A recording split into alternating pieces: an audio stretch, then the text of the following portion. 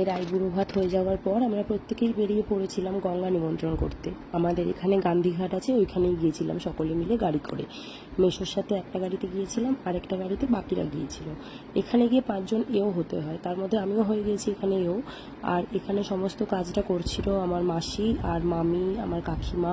আর ওই দিন গান্ধীঘাটে এত ভিড় ছিল, এর আগে এত ভিড় আমি গান্ধীঘাটে কখনোই দেখিনি। যতবার গিয়েছি মোটামুটি ফাঁকাই থাকে, কিন্তু ওই দিনকে কেন এত ভিড় ছিল তার কারণ আমাদের কারোরই জানা নেই।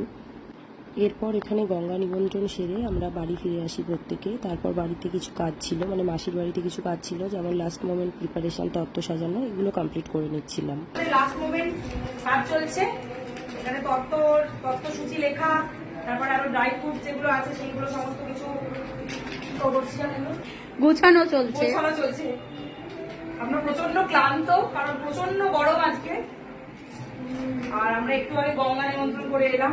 এইদিকে সমস্ত মাসিমণিরা আছে, আর ভিডিওটি করছে আমার দিদি, আর এখানে কাকিমা, এদিকে আমার বোনঝি। দাও তোমাকে একটু দেখিয়ে দিই।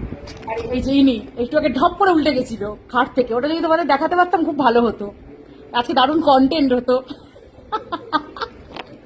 এই যে আর আমাদের এখানে সমস্ত তত্ত্ব বাঁধা আছে, মানে তত্ত্ব রেডি করা আছে আজ কালকে সকালবেলা আমরা